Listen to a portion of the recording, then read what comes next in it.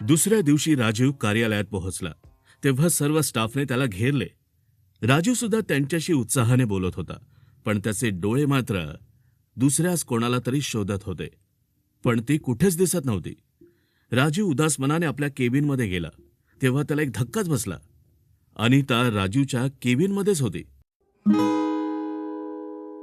तो केवळ अनिताला उत्साहाने भेटला नाही, तर तिच्या गालांचे चुंबनही त्याने घेतलं. आज सुद्धा अनिता खूपच सुंदर दिसत होती. तिने राजीवने चुंबन घेतल्याचं अजिबात वाईट मानलं नाही. दरम्यान राजीवचे वडील सेठ मंगतराम तिथे आले. त्यांनी अनिताला सांगितलं, हे बघ, एक काम कर, तू माझ्या मुलाला कंपनीबद्दलची सर्व माहिती देऊन टाक. अनिताने हो मध्ये उत्तर दिलं. मंगतराम पुढे म्हणाले, अनिता, आजपासून मी तुझा टेबल सुद्धा राजूच्या केबिनमध्ये लावून देतो, जेणेकरून राजूला कोणतीही अडचण येणार नाही. आय होप तुला काही प्रॉब्लेम नसेल. नाही सर, मला काय आलाय प्रॉब्लेम? तुम्ही जसं म्हणाल अगदी तसंच करूया. आणि अशा प्रकारे अनिताचा जास्तीत जास्त वेळ आता राजीव सोबतच जाऊ लागला. यामुळे त्यांच्या दोघांमध्ये जवळीक सुद्धा वाढू लागली. आणि अखेरीस एका दिवशी राजीवनेच पुढाकार घेतला आणि म्हणाला, अनिता, मला तुझ्याशी काहीतरी बोलायचंय. आय डोंट नो तू कसं बिहेव करशील हे ऐकून, पण माझं मन मला आता खातंय आणि माझ्या मनातलं तुला सगळं काही सांगायचंय. अनिता, हे बघ, मी तुझ्यावर प्रेम करू लागलोय. आपण एक होऊ शकतो का? आणि हे ऐकून अनिता मनातल्या मनात खूप खुश झाली, पण तिने ते जाहीर केलं नाही. थोडा वेळ शांत राहिल्यानंतर ती म्हणाली, हे बघा राजीव, कदाचित तुम्हाला माझी वास्तविकता माहिती नसेल.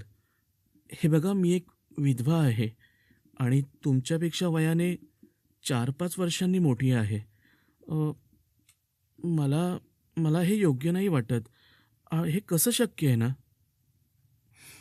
कम ऑन अनिता, अगं कोणत्या जगात जगतेस तू? आणि हे बघ, मी अशा गोष्टी मानत नाही. मी माझ्या मनाचं ऐकतो. आणि अनिता, मला तू हवीयस. माझ्या मनात तुझं चित्र एकदम पूर्णपणे छापून गेलंय. So I don't know, I need you.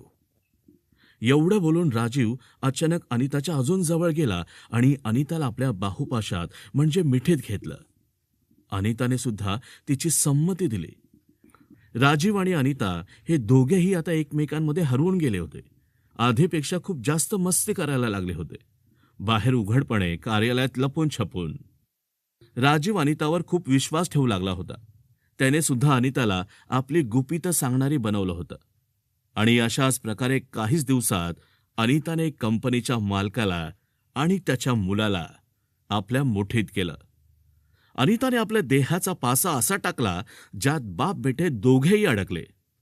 अनिताने सेठ मंगतराम यांच्या घरावर सुद्धा आपलं वर्चस्व जमावलं होतं.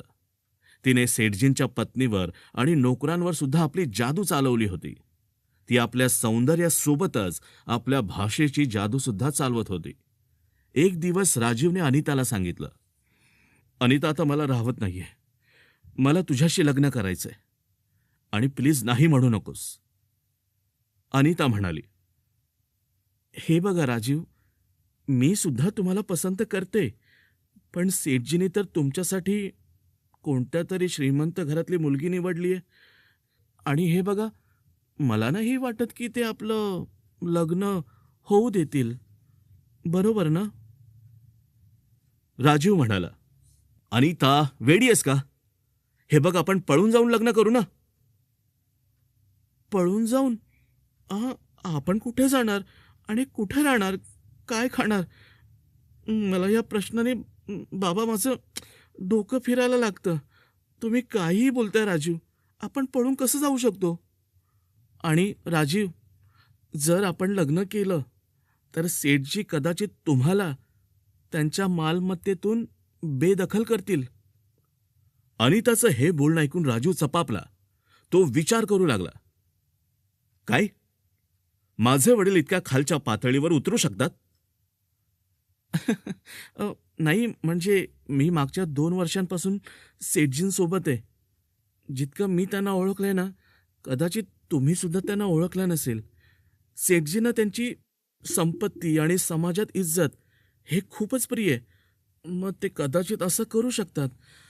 मला असं वाटतं की आपण, म्हणजे तुम्ही, असं का करू नये ज्यामुळे सेठजी आपल्याला मालमत्तेतून बेदखल करू शकणार नाहीत? ते कसं? राजीवने विचारलं. का नाही, आपण सेठजींची सही कशा प्रकारे मालमत्तेच्या कागदपत्रांवर करून घेतली तर? अनिताने सांगितलं. हे कसं शक्य अनिता? बाबा कागदपत्र वाचणार नाहीत का? हे बघा, सेठजी माझ्यावर खूप विश्वास ठेवतात. तुम्ही म्हणाल तर सही करून घेण्याची जबाबदारी पूर्णपणे माझी. ठीक आहे. काही दिवसानंतर अनिता सेठजींच्या केबिनमध्ये पोहोचली. तेव्हा त्यांनी विचारलं, काय अनिता, राजीव आल्यापासून तुमचं आमच्याकडे लक्षच नाही मुळात. हा, आहात कुठे तुम्ही? आणि आम्हाला विसरलात की काय? हा, आमची आठवण नाही येत का? हो नाही सर, असं कसं म्हणता तुम्ही? ॲक्च्युली ना, मी ऑफिसच्या कामात खूपच बिझी होते आणि आजही मी तुमच्याजवळ कामासाठीच आले. सेठजी, काय ना, महत्त्वाच्या फाईलवर तुमच्या सह्या घ्यायच्या आहेत. तर प्लीज ह्यावर जरा साईन कराल का? सेठ मंगतराम अनिताचं बोलणं ऐकून आणि कोणतीही फाईल न वाचता त्यावर सह्या करू लागले. अनिताने मालमत्तेच्या फाईलवर सुद्धा त्यांच्याकडून सही करून घेतली. सेठजींनी अनिताला सांगितलं, हे बघ अनिता, थोडा वेळ बस तरी माझ्या बाजूला. काहीतरी गप्पा मारू, काहीतरी मजा करू ग. मग त्यांनी तिला विचारलं, बरं अनिता, आता मला खरं खरं सांगायचं नाही, म्हणजे माझा तुझ्यावर पूर्णपणे विश्वास आहे, पण माझ्या कानांवरही काहीतरी बातमी आलीये. मी असं ऐकलंय की तू माझ्या मुलाशी लग्न करू इच्छितेस. आता हे ऐकून अनिता चपापली, पण काही बोलली नाही. सेठजींनी सांगितलं, हे बघ अनिता, राजीवचं लग्न एका श्रीमंत घराण्यात ठरवलंय मी, तर तू त्याच्या मार्गातून दूर हो. कळलं तुला? नाहीतर सेठ मंगेतराव म्हणतात मला. तू आपल्या लायकीत राहा. आपली लायकी विसरायची कधीही चूक करू नको. ठीक आहे? मला वाटतं की माझं बोलणं तुझ्या डोक्यात घुसलं असेल. अनिता म्हणाली, सेठजी, मी माझी मर्यादा जाणते ना. आणि हे बघा सेठजी, तुम्ही अजिबात काळजी करू नका. मी असं कोणतंही काम करणार नाही ज्यामुळे मी तुमच्या नजरेतून उतरेन. तसेच अनिताने एक शंकेचं बीज हे बोलून पेरलं, कदाचित राजीवने विदेशात परदेशी स्त्रीशी लग्न केलं असावं. सेठजी अनिताच्या बोलण्याने चपापले. ही त्यांच्यासाठी नवीन माहिती होती. त्यांनी अनिताला राजीवशी जोडलेल्या प्रत्येक गोष्टीची माहिती देण्यास सांगितलं. अनिताने सेठजींच्या सही करून घेण्याच्या योजनेची माहिती राजीवला दिली. तो आनंदाने नाचू लागला होता. राजीवने अनिताला सांगितलं, डार्लिंग, मी अनेक वेळा ज्वेलरी डिझाईन केली आहे. या डिझाईनची किंमत ना बाजारात कोट्यावधी रुपये. मी याबद्दल माझ्या वडिलांना सांगणार होतो, पण आता याबद्दल मी त्यांच्याशी काहीच बोलणार नाही. अनिताने जेव्हा ज्वेलरी डिझाईनबद्दल ऐकलं तेव्हा ती सुद्धा स्तब्ध झाली, कारण त्यामागची किंमत तिला माहीत होती. आणि तिने मनातल्या मनात एक योजना आखायला सुरुवात केली.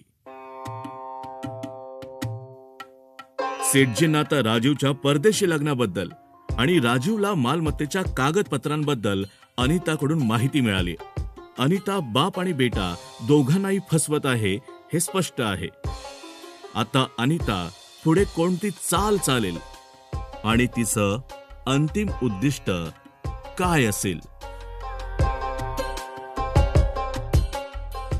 हे जाणून घेण्यासाठी ऐकत रहा क्राईम स्टोरीचा शेवटचा भाग, फक्त कथाकार कमलाकर या यूट्यूब चॅनेलवर.